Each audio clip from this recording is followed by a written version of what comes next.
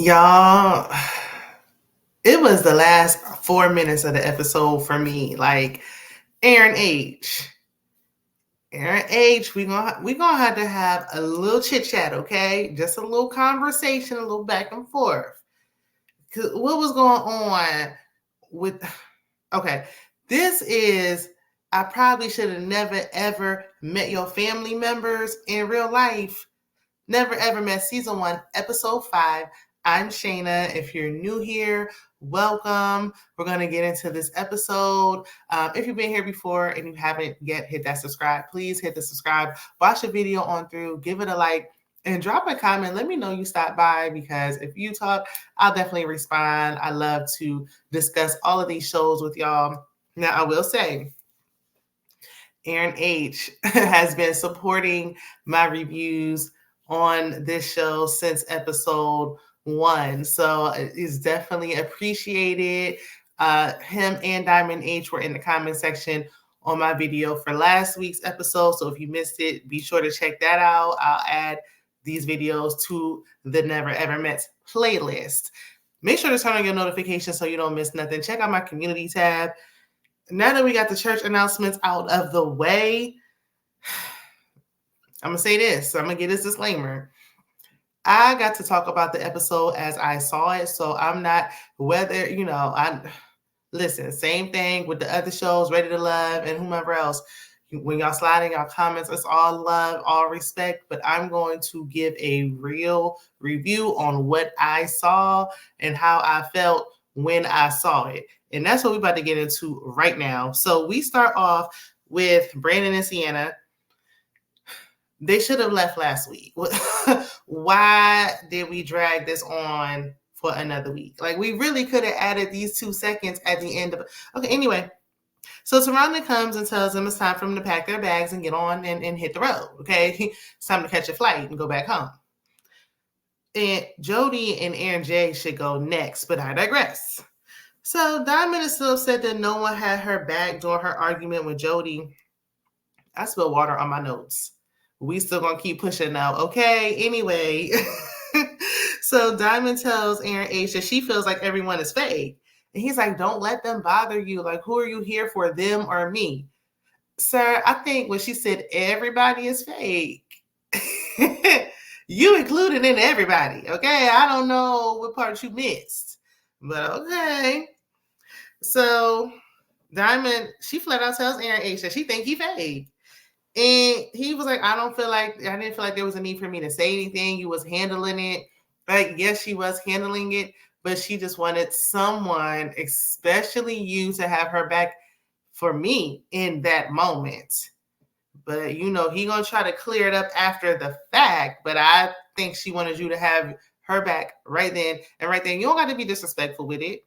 Just jump up and say something. Even Aaron J did. He said something, even if it, he could have kept it to himself, talking about why are you saying that when we cooking dinner.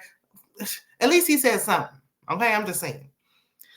So to right his wrongs with Dymond, Aaron H abruptly busts into the kitchen because everybody in there eating, and in front of everybody, he suddenly, like, everybody was just like, yeah, can you pass me the ketchup? He just busts in, boom. I don't like you, your mama, and your cousin too. Like, well, wait a minute. Jody just sitting there stunned, like, excuse me? He like, I never saw it for you. I don't like you. I think you're full of SHI. Okay, you are full of ish. And Jody was like, okay, likewise, like, don't care.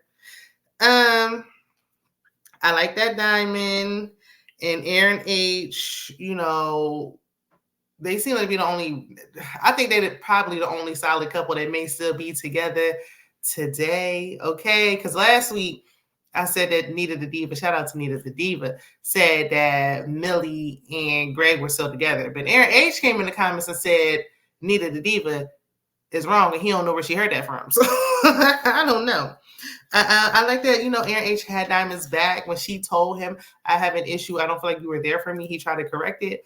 But the way he went about handling it, the way he tried to correct it was wrong. Like, it was too much. Like, it just, I know you're trying to right your wrongs, but it was the way you going about it. Just, So now he did confirm to Jody that everybody talked behind her back. Like everybody was talking behind her back. Okay.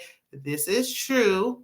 But for me, it didn't make things better. It was just after the fact. Like, you late and wrong. You a day late, you $1 short. I mean, I'm just letting you know I needed you to have my back then. Okay. Where were you when I needed you in that moment? Okay. Not now. Like, ain't nothing going on. Everybody just sitting here chilling. And here you come, ruffling feathers and getting the ish started all over again. So,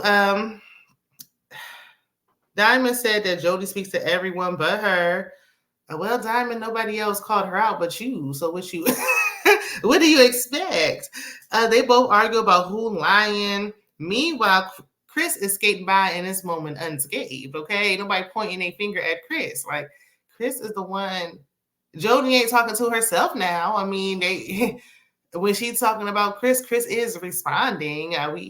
Okay? Anyway, so next thing you know, it was the battle of the errands. Okay. Now I appreciate Aaron J for de-escalating the situation because they was hooting and hollering, more so Aaron H.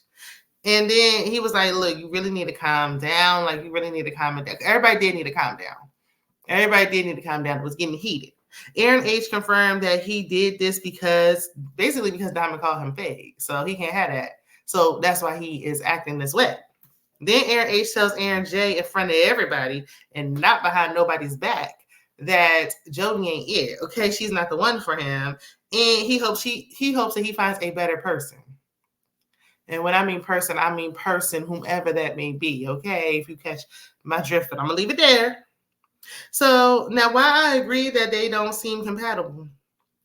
Aaron H, this is not your place. Like, you ain't even need to throw that in. Like, that ain't really have nothing to do. We didn't have to throw that in. That's not your place to say that Jody is not the one for him. Like, not the place nor the time. Okay. Jody feels disrespected, rightfully so, because I would as well if I was sitting there minding my business. Okay.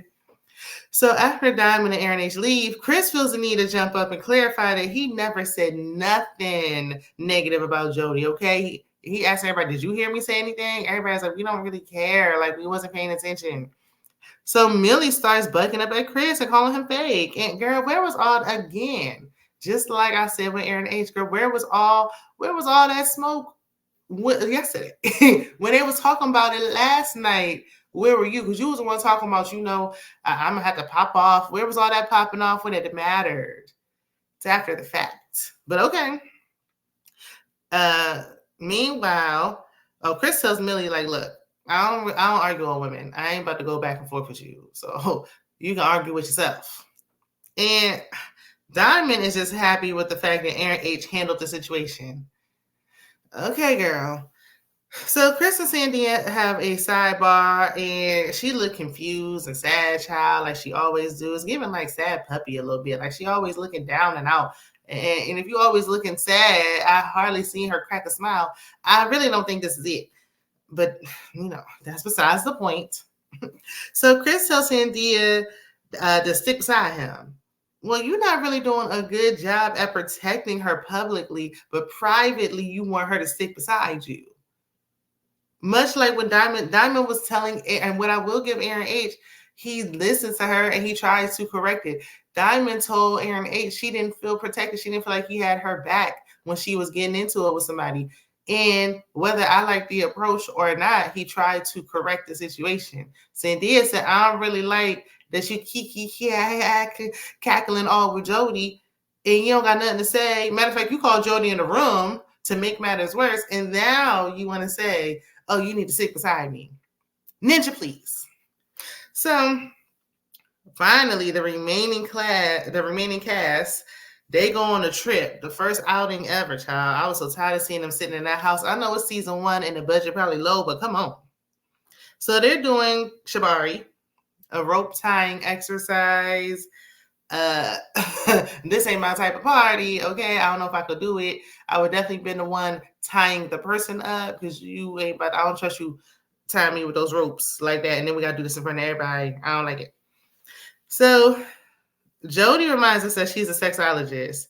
And this is right up her alley. I forgot she was a sexologist because she seems so uptight and stiff. Like, I completely forgot. Now, she shares that she was SA'd at a very young age and she was closed off sexually, of course, because of the situation. And that's what led her to feel liberated and get into sexology so she can, take control of that and not let it control her. And I am so sorry to hear that happened to Jody. Like, it just, this is so common. Like, my goodness, it's heartbreaking to hear. And that's probably part of the reason why she's closed off the way she is. She said that's why she has trust issues. So she knows. That's great that now that you know and you've addressed the issue, what are we going to do to fix the issue? She said she a man eater. Like, I mess with you today. I smashed you today and I don't talk to you tomorrow. Like, so when she said, look, I don't mind sleeping with you on the first night, she meant that, okay? Because look, bye after that. What are we going to do to move forward from this so we can do things a little differently if you want longevity and long-term relationships? So they start tying each other up and playing with feathers and stuff. Sandia says in her confessional that she and Chris have chemistry. I don't see it at all whatsoever. Don't know what she's talking about. Aaron J in his confessional finally comes to grips with the fact that Jody don't like him like that. Now, he said she probably physically attracted to him, and I feel like he was giving that too much. Because what are you talking about? I don't think she liked you at all in any way, shape, or form. I thought y'all were friends that had an agreement. Well, I'm glad he's admitting what we already knew. Now, he admits he needs physical touch. They just are not a good fit for each other, and I think they should just go home. I feel like if you know this ain't going nowhere, why prolong it? Just go. So later on at the house, Taronda arrives looking cute in her denim on denim. Okay, she had the denim from the hat all the way down to the boot, honey. Okay. Now Chris and Sandia have a session with a relationship expert. Sandia says that Chris can't handle her emotions and he's overly friendly. All things that we should not be saying in the early stages of a relationship. Chris says he feels attacked, like she's trying to control him. He seems like he is incapable of hearing what her needs are, trying to reassure her.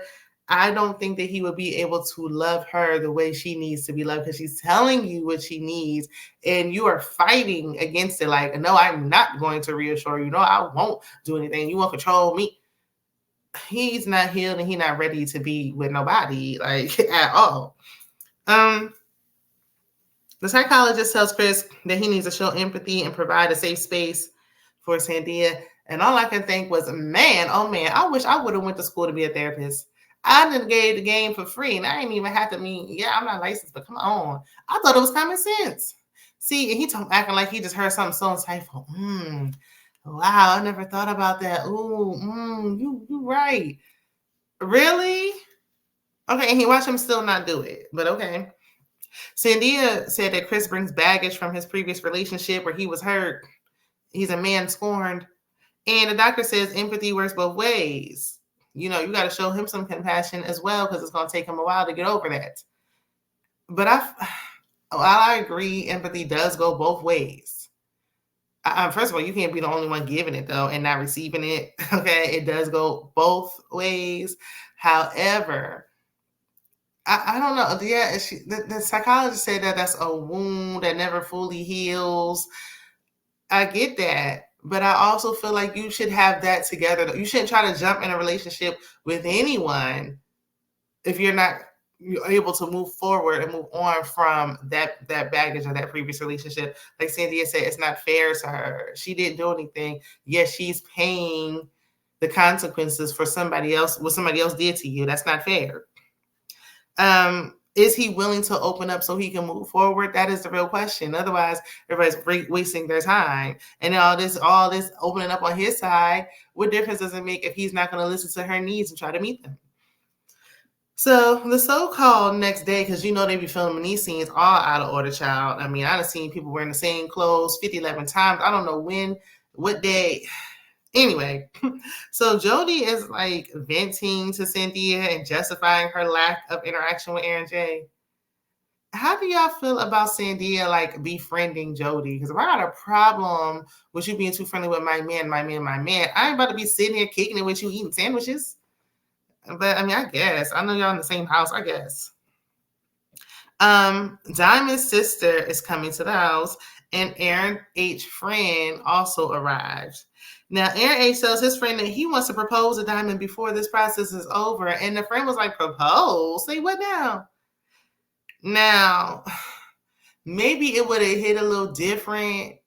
Maybe he could have even you, because he's like, oh, we've been knowing each other for 5 years. Virtually, not in real life. And we know real life is not the same as online. Now, maybe he could have tried to justify it with, oh, we've been talking for 5 years. Had he not proposed to someone else. Once you propose to someone else, that takes away all of this. We've been knowing each other and all that. Because now, why are you so eager to propose to everybody? What's this about? Why so anxious? Shout out to Genuine. What is that about? So, okay, anyway.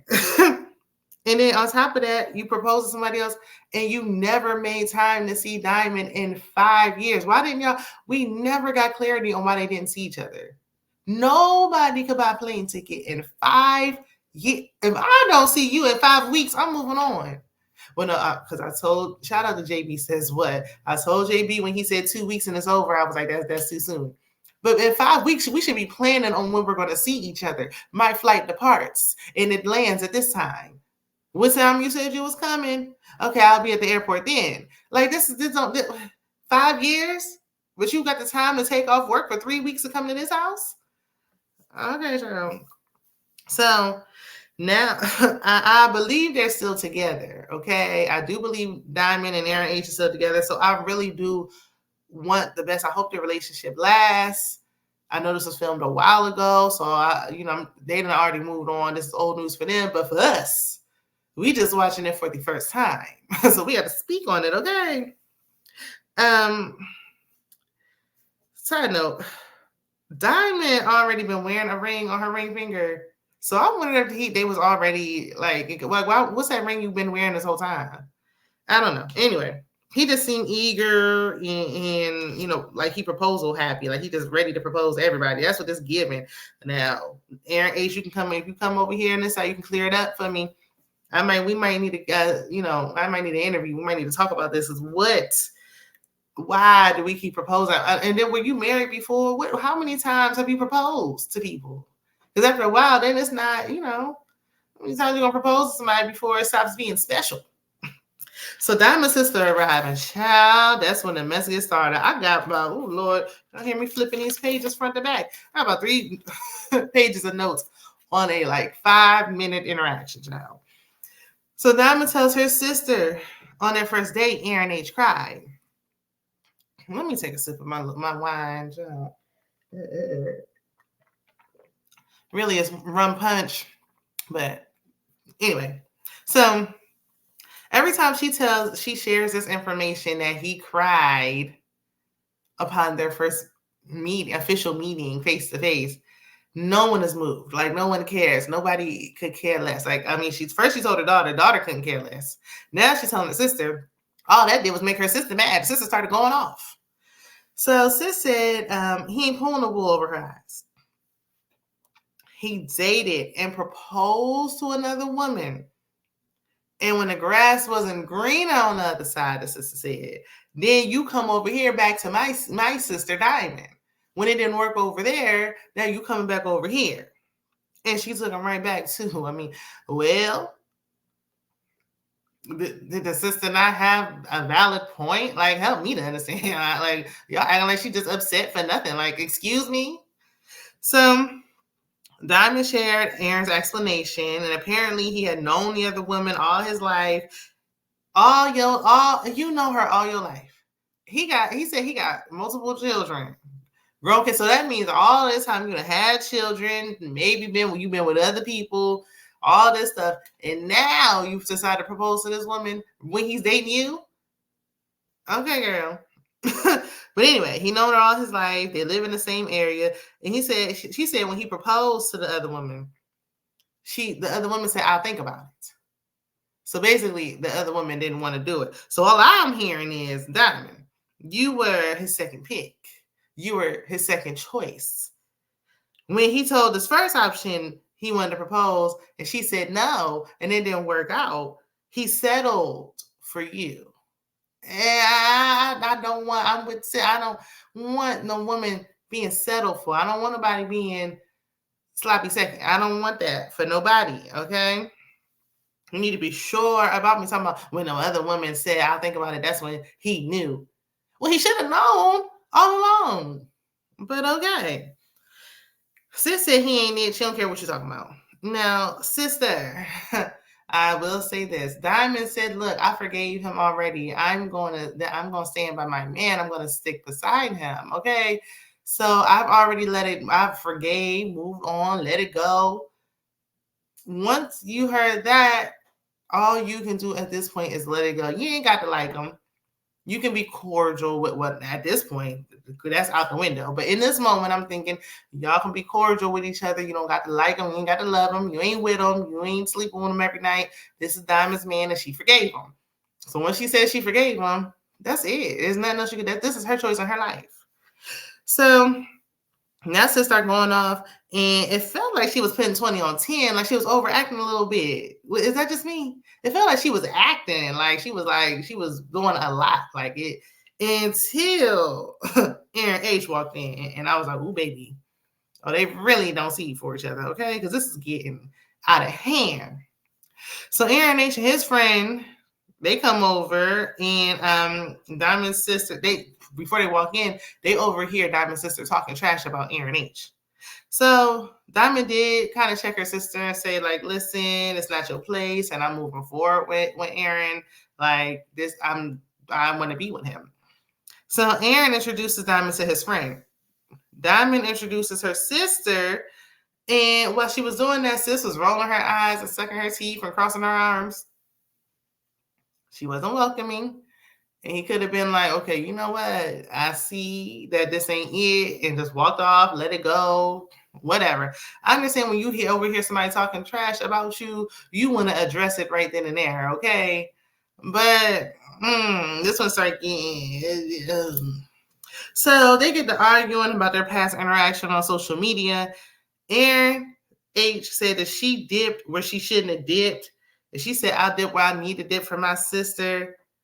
And that's not sound about right, okay? This is my sister at the end of the day. If y'all break up tomorrow, this is still my sister. So I'm going to dip where I'm going to dip it low if I need to, okay? What you talking about? So he said she need to dip the F out. I said, ooh, we the Saints. Is this getting heated? So sis said, I'm the bitch you would love to hate. And Aaron said, you look like an ugly ass one. That's where he lost me. That's where he lost me in the argument. Because what? Hell no. Hell no. As a man, I feel like he took it too far. Was she saying I don't like him and what he good for besides the D and all that stuff? Yeah, she didn't talk about his appearance or anything in this moment. So when he did all that, it was like, what? This is Dymond's sister. So ultimately, you're disrespecting Dymond. This is her sister. He should have taken a high road like Chris did earlier. When Chris told Millie, I don't argue with women, that's what he should have been on in this moment. Especially if you're saying you want to marry this woman. That means you going at some point have to be around her family. This ain't it. You could have shown her, like, no, what you thought about me online. I know we didn't have a good start. Try to diffuse it. How did you expect for her to act when you propose to someone else? She's not going to be thrilled about meeting you. So you try to diffuse the situation. I'm not saying you got to beg somebody and plead, but you can be kind. And I'm sure that may have won her over a little bit. But, so his temper is very short and he just flying off the handle and yeah. Sandia is lurking around the corner per usual. And she was like, I would not let Chris talk to my sister like that. It would be over. Do I believe that she would check Chris? Absolutely not. But it's the principle. Dymond didn't step in. She ain't step for her sister enough for me. Like, I know you want to be with him, But you not gonna talk to my sister like that. No, you will not talk to my sister like that. She was already telling her sister, like, listen, I don't care what you're talking about. This is my man. Until he came in and made matters worse. So she was already doing that. But when it came to him calling her sister ugly and all that, she didn't. I know it was back and forth and it was heated, but I would have been like, now hold on, wait a minute. No, you're not talking to my sister like that at all, for any reason. So, and like I said, her sister is defending her. But anyway, Dymond, what I write? Oh, I said, Dymond, you better take heed because he's lashed out at 2 women already in just this episode alone. If he can lash out at those 2 women when things get heated between y'all, I guarantee he can lash out on you too. Okay. The way he cussing them out, he might turn around. You might argue with him back and forth like your sister did, but that ain't gonna stop the fact that he might cuss you out too. Finally, security steps in late and wrong. Whew, everybody, they late, dollar short, late, wrong, like just after the fact, defeating the whole purpose. I didn't even know we had security until now. Like, y'all just now getting security? Anywho, sis called Aaron H. children raggedy because she basically was like, F you, your mama, your daddy, and them raggedy children. And Aaron H. was like, I know you ain't talking about my children, but he ran up on her like he was about to fight. Like he was ready to fight her. Like that's why he ran towards her. Like he was running up on her. So then he yelled, F you, B word, F you, bish, F you, B-I-T. So now she was absolutely wrong for talking about his like with his children. They had nothing, and neither did his mama or his daddy. Really, nobody had nothing to do with this. Nobody had nothing to do with this. I understand when the gloves is off and you like, look, F you, your children, your mama, I don't care, F all y'all. But it was so unnecessary. So, I mean, when you talk about somebody's children, how they respond is how they respond. However, she probably wouldn't even took it there had he not started calling her ugly and saying she looked like a booty hole and all this types of crazy stuff. Like, well, how you expect for this woman to respond to you when you're saying that? She didn't, after you called her that, then she started calling you names. Then she started saying these things. Like, she didn't talk about you. She might have said, you ain't the one, you ain't it. But she didn't actually talk about you until you did that first. And it was a little childish for these to be, the auntie and uncle at the house. I'm just saying. But the entire situation was a hot mess. And I wonder, since, like I said, it seemed like they're still together, how his relationship is with the sister now. Do they not have a relationship? How does that work? I don't see how that could work. But I don't know. Y'all let me know, do y'all think they was able to come back from this? Who do you think was in the wrong? Now, the sister already had, her attitude was already like, oh no. From the start, she didn't even give him a chance. However, how would you have been acting if it was your sister and you found out your sister was sloppy seconds? And we know Dymond's not sloppy seconds, but that's how it's coming across. Who do y'all think was in the right and the wrong here? What do y'all think is going to happen on next week? Let me know. Drop down in the comments. Be sure to check out my other content, and I'll see you in the next video. Bye.